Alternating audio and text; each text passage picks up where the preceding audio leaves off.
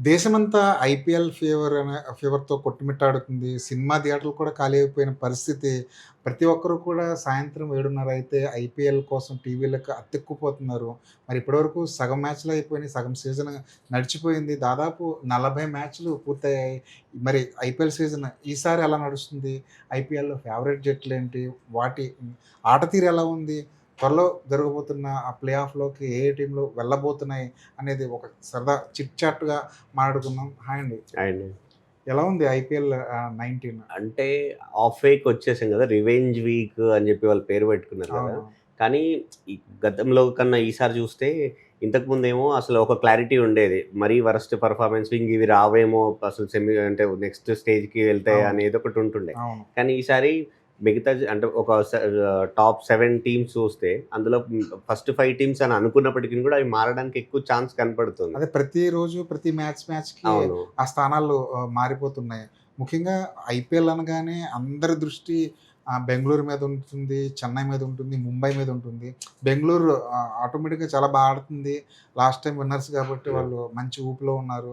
ఆ పాయింట్ల పట్టికలో రెండో స్థానంలో ఉన్నారు. కానీ ఎక్కువ అంచనాలున్న ముంబై జట్టు గాని, చెన్నై గాని తక్కువ స్థానాల్లో, కింద స్థానాల్లో ఉన్నాయి. దీన్ని ఏ విధంగా చూస్తారు? అంటే ఇంతకుముందు మీకు మనం ఎక్కువ సార్లు మాట్లాడుకుంటాం గదా! అంటే స్టార్ ప్లేయర్స్ అనే వాళ్ళందరూ ఇప్పుడు ఎక్కడ పెద్దగా కనపడట్లేదు. ప్రతి అవునవును. ఏ మ్యాచ్ జూసినా గూడా స్టార్ ప్లేయర్ అనేవాడు ఎక్కడ చివర్లో ఉంటుండే. ఈవెన్ అవును. బ్యాట్స్‌మెన్ అయినా కూడా, బౌలర్ అయినా. అవును. ముంబైలో అందులోనూ బూమ్రా అంటే టాప్ బౌలరు. అవును. అట్లాంటి ఆయనకి అసలు ఒక వికెట్ పడితే ఓహో! బూమ్రాకి వికెట్ పడింది అని అదో చెప్పుకునే పెద్ద న్యూస్ న్యూస్ అయిపోయింది. అయిపోయింది. బుమ్రాకి వికెట్ పడిందా అవును. అన్నంత స్థాయిలోకి అవును. వెళ్ళిపోయారు. అవును. సో, అట్లే సేమ్ బ్యాట్స్‌మెన్ గూడా అంతే. రోహిత్ కనపడట్లేదు. రోహిత్‌ని అసల మీరు పక్కన రిజర్వ్ పెట్టేసినట్టే. బెంచ్‌లో కూడా కనిపించట్లేదు. కూర్చోబెట్టారు. అవును. సూర్య ఆ! ఆడట్లేదు. తిలక్ వర్మ మొన్న మ్యాచ్‌లో ఏదో ఆడినాడు. అవును. హార్దిక్ పాండ్యా అంటే ఆయన హావభావాలు గూడా ఇప్పుడు న్యూసే. అసలు యాక్చువల్లీ ఇంతకుముందు ముంబై టీమ్‌గా న్యూస్‌లో ఉంటుండే. అవునవును. ఇప్పుడు హార్దిక్ హావభావాలు న్యూస్‌లో ఉన్నాయి. సో, ఆ 'తిలక్ వర్మకి' సెంచరీ ఆ! చేసినప్పుడు ఈయనిచ్చిన మోటివేషన్ అవును. స్పీచ్ మీద బోలెడన్ని ట్రోల్స్, అవును. బోలెడంత మీమ్ కంటెంట్ అవునవును. బయటకొచ్చేసింది. హ్మ్. హార్దిక్ పాండ్యాని కెప్టెన్‌గా చూడలేకపోతున్నారేమో ముంబై అభిమానులు అనిపిస్తుంటుంది. అవును. ఎందుకంటే మనకి చాలా ఎక్స్‌పీరియన్స్ ప్లేయర్స్ దాంట్లో ఉన్నారు. ముఖ్యంగా రోహిత్ శర్మ ఉన్నాడు.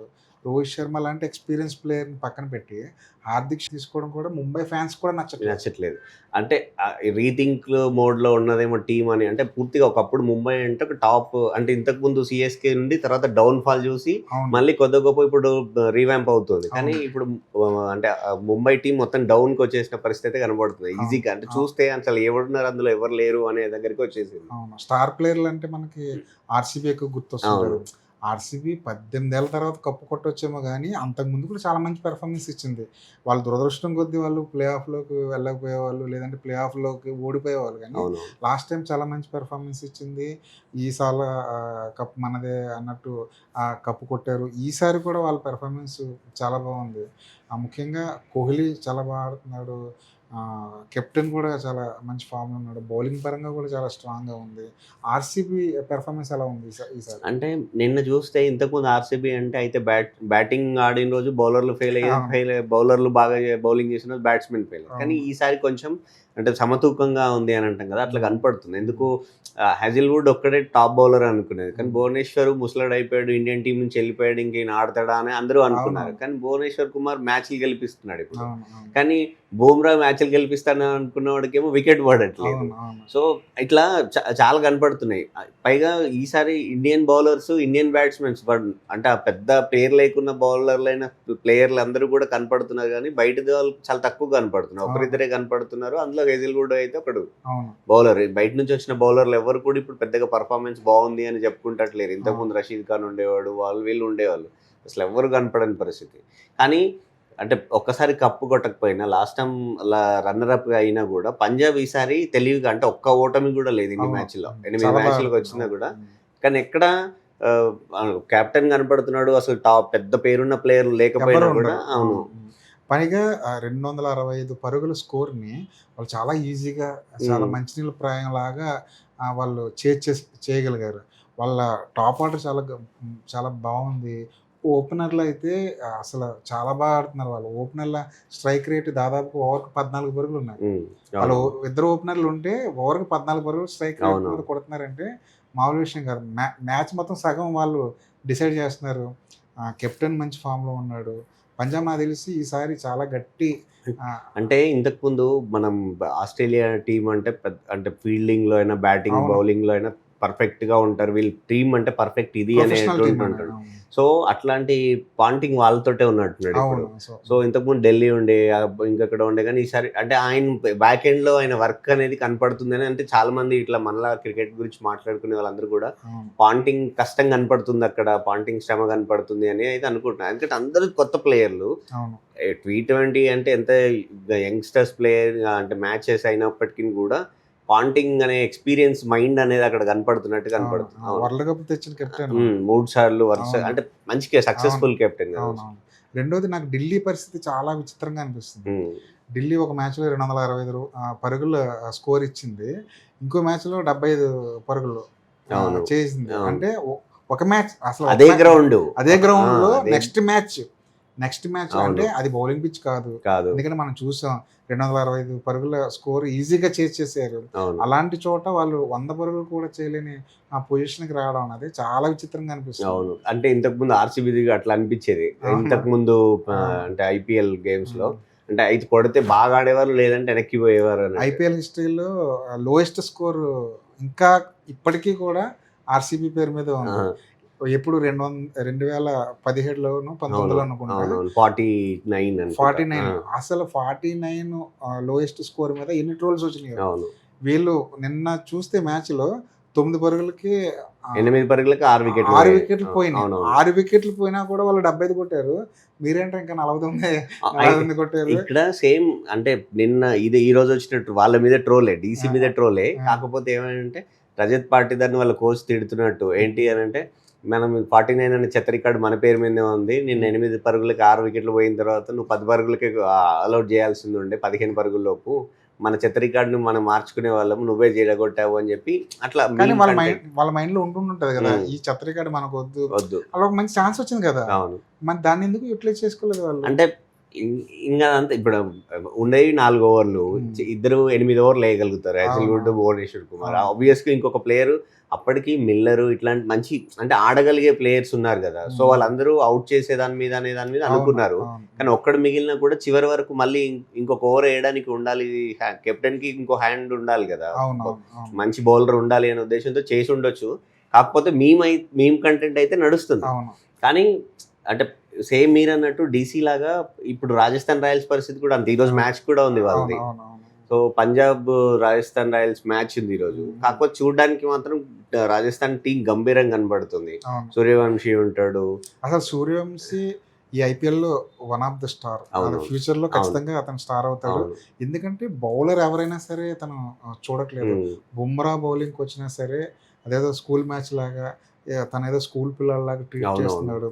ఫస్ట్ బాల్కి 6 కొడుతున్నాడు, తక్కువ బాల్ ఎక్కువ పరుగులు చేయడానికి ట్రై చేస్తాడు. అసలు మ్యాచ్ స్వరూపమే మార్చేస్తాడు.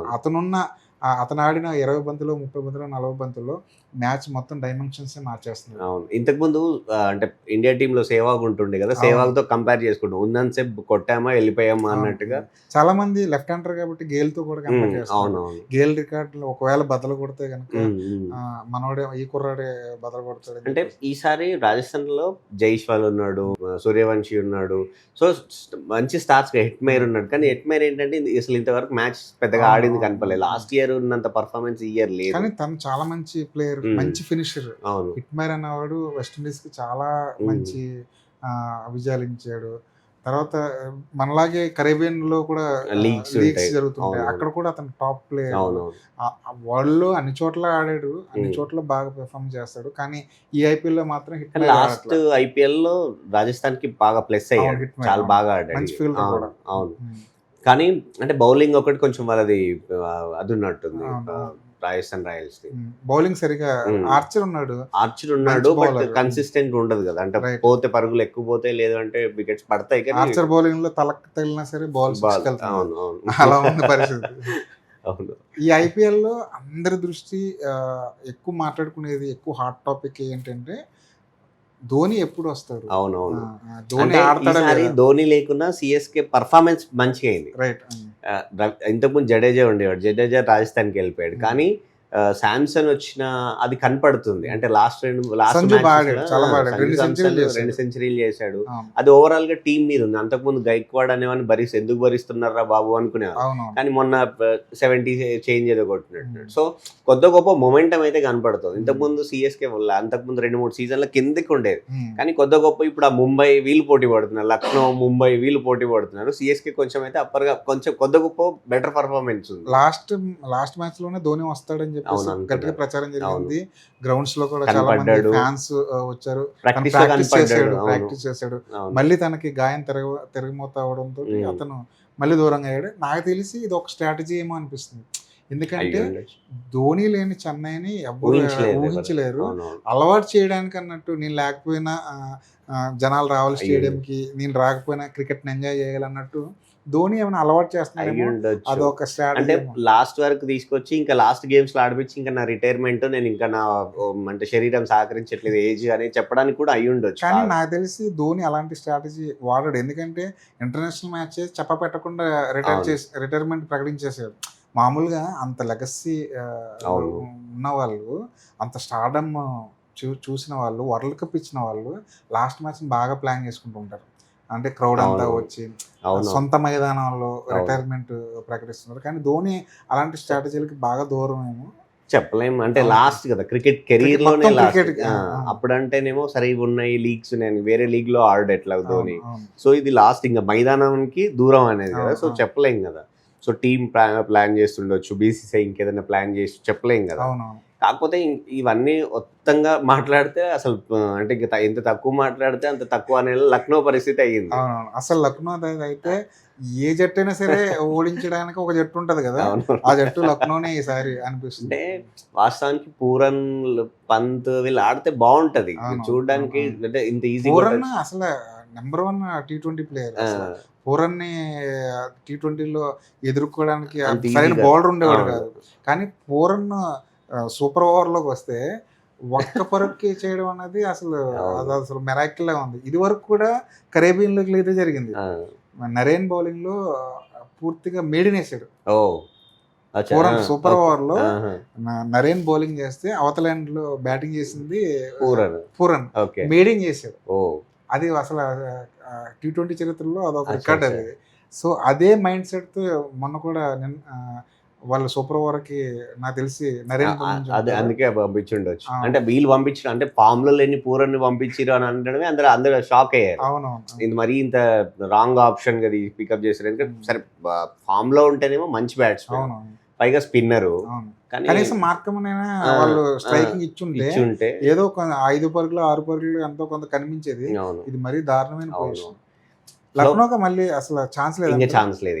ఇంకా ఇప్పుడు ఈ రోజు పంజాబ్ గెలిస్తే పంజాబ్ కి ఇంకా కొంచెం దగ్గర. అంటే వీళ్ళకి అంటే నేను ఎక్కడ కూడా చూసాను, అంటే ఇంకా మిగిలిన ఇన్ని మ్యాచెస్ ఉన్నాయి, ఇన్ని గెలిస్తే చాలా. అన్ని మ్యాచ్లు గెలవాలనుకుంటా, అన్ని మ్యాచ్లు గెలిస్తే కూడా అట్లా ఛాన్సెస్ ఉంటుంది. అంటే అప్పుడు మళ్ళీ నెట్ రన్ రేట్ ఇవన్నీ ఉంటాయి. కాకపోతే ఈ రోజు మ్యాచ్ కొంచెం బాగానే ఉంటే అంటే ప్రాబిలిటీ చూస్తే పంజాబ్ వర్సెస్ రాజస్థాన్ మ్యాచ్ నాకు తెలిసి చండీగఢ్లో లాస్ట్ మ్యాచ్ అనేది చూసాను ఇక్కడ. సో రాజస్థాన్ పైకి అంటే వీక్ గా కనపడుతున్నప్పటికీ పంజాబ్కి ఇంతవరకు ఒక్క లాస్ కూడా లేదు. వాళ్ళు ఒక మ్యాచ్ ఒకటే, అంటే అది అదైంది వర్షం తోటి. సో ఓవరాల్ గా అసలు ఇంతవరకు ఓడిపోయిన జట్టు ఏదైనా ఉంది అంటే పంజాబ్. కాబట్టి అసలు ఈ రోజు పంజాబ్ ఏం చేస్తుందో చూడాలి. నాకు తెలిసి పూర్తిగా బ్యాటింగ్ అనుకూలించే పిచ్ అది. ఫస్ట్ బ్యాటింగ్ చేస్తే 210, 220 టార్గెట్ ఈజీగా వాళ్ళు సెట్ చేయగలరు. కానీ పంజాబ్ దగ్గర ఉన్న అడ్వాంటేజ్ ఏంటంటే ఎంత టార్గెట్ ఇచ్చినా వాళ్ళు చేయడానికి రెడీగా ఉన్నారు. వాళ్ళ ఓపెనింగ్ పార్ట్నర్షిప్, టాప్ ఆర్డర్ అంటే వాళ్ళు అంటే స్టార్స్ లేరు, అంటే పైగా ఇంటర్నేషనల్ మ్యాచెస్ ఆడిన వాళ్ళు పెద్దగా అనుభవం లేకున్నప్పటికీ కూడా వాళ్ళ మెంటల్ బలంగా ఉన్నాడు, వాళ్ళు బలంగా ఉన్నారు. సింపుల్ గా అంతే.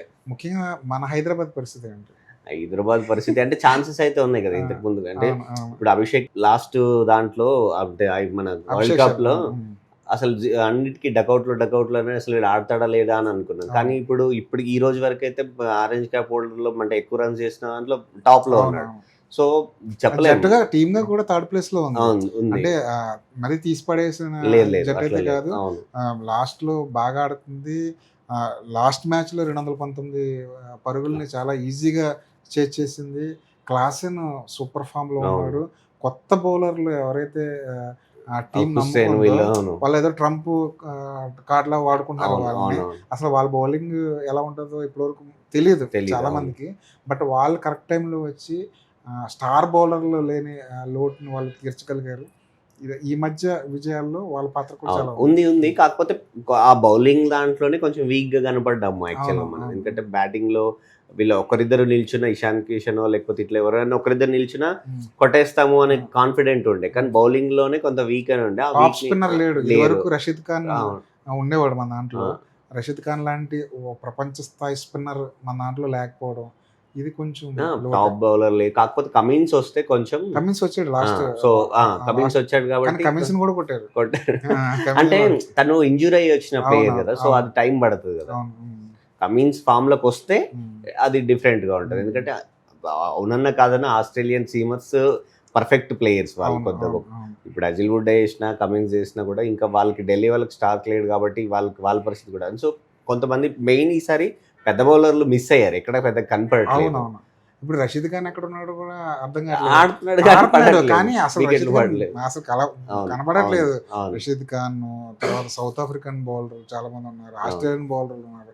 వీళ్ళెవ్వరు కూడా మెరవట్లేదు. ఎందుకంటే టోటల్‌గానే ఐపీఎల్ మొత్తం చూస్తే ఇదొక బ్యాటింగ్ ఫ్రెండ్లీ పిచ్‌ల్లాగా నిన్న ఒక్క తయారైపోయింది. మ్యాచ్ తప్ప. నిన్న ఒక్క మ్యాచ్ తప్ప అంతకుముందు 140, 160 పరుగుల్ని కాపాడుకోగలిగారు. 1, 2 మ్యాచ్‌లు అంటే తప్ప మనకు అదేదో కూడా అలవాటయిపోయిందండి. అవును. 160 అంటే 160 అనే అవును. పరిస్థితికొచ్చేసింది. ఇదివరకు అలా ఉండేది కాదు. అవును. ఈ టీ20లో కూడా 150, 160 మంచి పరుగులతో స్కోర్ అది చాలా యాక్చువల్‌గా. ఆ! మ్యాచ్‌లు గెలిచిన గెలిచినారు. అవును. సందర్భాలున్నాయి.